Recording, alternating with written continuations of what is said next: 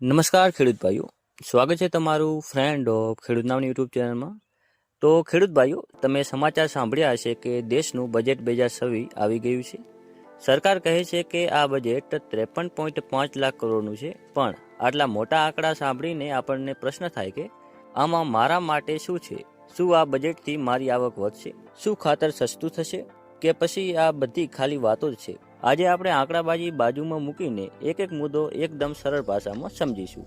Video થોડો લાંબો થશે, પણ જો તમે ખેડૂત છો તો આ માહિતી તમારા માટે બહુ જ કિંમતી છે. તો ચાલો વિડીયો શરૂ કરીએ. સૌથી પહેલાં વાત કરીએ આંકડાની. સરકારે આ વર્ષે કુલ 53.5 લાખ કરોડ ખર્ચવાની યોજના બનાવી છે. આ આંકડો બહુ મોટો છે. આમાંથી સરકારે 12 લાખ કરોડ તો માત્ર રસ્તા, કેનાલ અને મોટા પ્રોજેક્ટ પાછળ ખર્ચવાનું નક્કી કર્યું છે.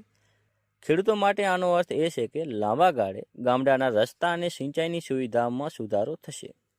હવે વાત કરીએ ખાસ આપણા ખેતી વિભાગની. તો ગયા વર્ષે 2025-26માં કૃષિ ક્ષેત્ર માટે અંદાજે 1.5 લાખ કરોડ ફાળવવામાં આવ્યા હતા. આ વર્ષે 2026-27માં આ રકમ વધારીને લગભગ 1.6 લાખ કરોડ કરવામાં આવ્યા છે. સરકારે બજેટમાં આશરે 10,000 કરોડનો વધારો કર્યો છે. આ એક સારી નિશાની છે કે સરકાર ખેતીમાં ખર્ચ ઘટાડવા નથી માંગતી, પણ આ 1.6 લાખ કરોડ સીધા તમારા ખિસ્સામાં નહીં આવે, તે યોજના દ્વારા તમારી પાસે પહોંચે. તો આ ખાસ ધ્યાન રાખજો કે ઘણા ખેડૂતોને એમ થતું હોય છે કે તે ડાયરેક્ટ તમારા બેંક ખાતામાં રૂપિયા આવશે, પણ આ બજેટનું એ કામ નથી. તો હવે આપણે આગળ વાત કરીએ તો પીએમ કિસાન યોજના. ખેડૂત માટે સૌથી મોટી યોજના પીએમ કિસાન, જે ખેડૂતોને વર્ષના 100,000 મળે છે તે ચાલુ રહેશે.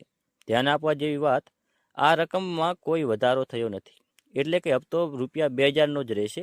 જે ખેડૂતના હપ્તા અટકેલા છે તેમને KYC કરાવી લેવું જોઈએ. તો હજી સુધી જે ખેડૂતોને 2,000નો હપ્તો નથી મળતો કે અટકી ગયેલા છે, તો તેમને એકવાર KYC કરાવી લો, જેથી તેમને હપ્તો મળી જશે. હવે આગળ વાત કરીએ ખાતર સબસિડી. આ મુદ્દો સૌથી મહત્વનો છે.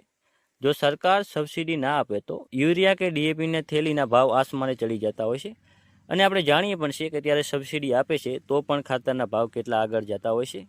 તો સરકારે આ વર્ષે પણ ખાતર સબસિડી ચાલુ રાખી છે. આનો સીધો અર્થ એ છે કે તમને બજારમાં ખાતર જૂના ભાવે અથવા વ્યાજબી ભાવે મળતું રહેશે. આ ખેડૂતો માટે બહુ મોટી રાહત છે, કારણ કે ખેતીનો મોટો ખર્ચ ખાતરનો હોય છે. હવે આપણે આગળ વાત કરીએ કે આ બજેટમાં એક બીજી નવી યોજના ચાલુ કરવાનો વિચાર છે, જેમ કે ડિજિટલ ખેતી અને AI ભારત વિસ્તાર. બજેટમાં નવી વાત આવી છે ટેકનોલોજી. સરકારે ભારત વિસ્તાર નામનું એક પ્લેટફોર્મ બનાવવાની જાહેરાત કરી છે. આનો શું ઉપયોગ? તમારા મોબાઈલ પર જ તમને ખબર પડશે કે ક્યારે વરસાદ આવશે, કઈ જીવાત તમારા પાકમાં આવવાની છે અને કઈ દવા છાંટવી. હવે આનો ફાયદો જોઈએ તો જો તમે આનો ઉપયોગ કરશો તો નકામો દવાનો ખર્ચ બચશે અને પાક ફેલ થવાની શક્યતા ઓછી થશે. તો આ એક પ્લેટફોર્મ છે જે સરકાર જાહેર કરશે. તો આમાં સરકાર એક જાહેરાત કરી છે, જેમાં ભારત વિસ્તાર નામનું એક પ્લેટફોર્મ બહાર પાડશે, જે ખેડૂતોને ખેતી કરવા માટે અને જીવાતોથી બચાવવા માટે જે AI રૂપે ખેડૂતોને સહાયક થશે ને સલાહ સૂચન આપશે. હવે બીજી આગળ વાત કરીએ કે પશુપાલન અને માછીમારી.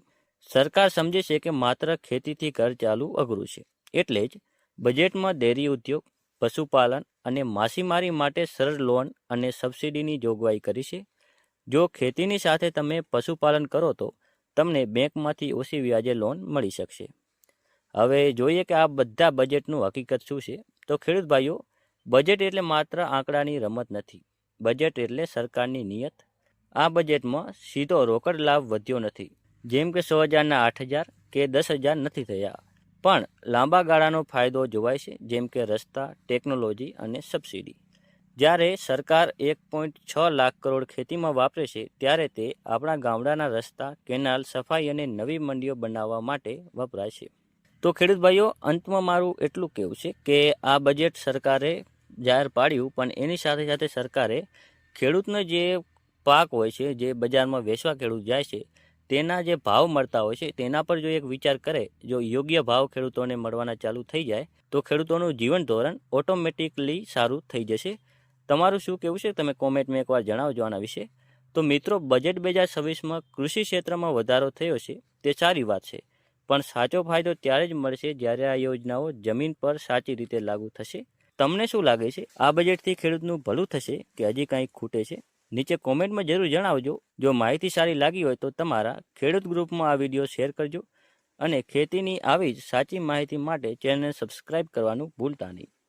આભાર.